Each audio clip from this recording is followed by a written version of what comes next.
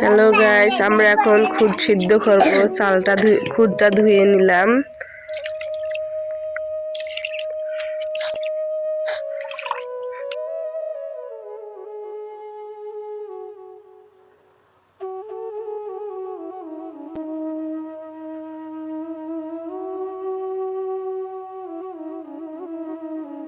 এখন ভাজা রসুনটা ডলে নিব।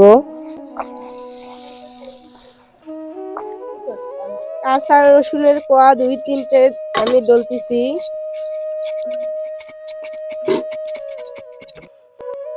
আমাদের শুটকিটা ভাজা হয়ে গেছে। এখন গাইস দেখেন, আমাদের এখন খুদ সিদ্ধ হয়ে গেছে, শুটকি ভর্তা হয়ে গেছে, মরিচ ডলা আলাদা ভাবে নিছি। এখন আমরা মজা করে খাবো।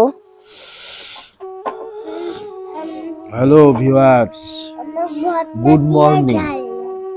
চোখ থেকে ঘুমিয়ে যায়নি এখনো। খুদ সিদ্ধ, গরম গরম ক্ষীর শুদ্ধ।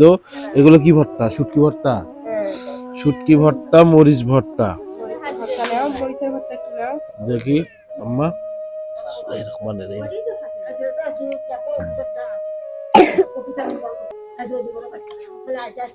সেই হচ্ছে শুটকি ভর্তাটা।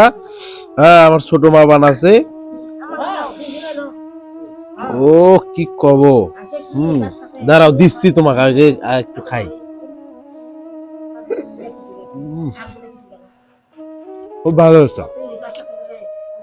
আপনার ঠান্ডার মধ্যে খুদ সিদ্ধ খেলে আসলে সব খাওয়ার একটা সিজন আছে। যেমন খুদ সিদ্ধ, এই জিনিসটা সিজন ওয়ারি ছাড়া খেলে ভালো লাগবে না। এই যে ঠান্ডার দিন সকাল সকাল খুদ সিদ্ধ ভর্তা, সেই লাগতেছে না বাবা।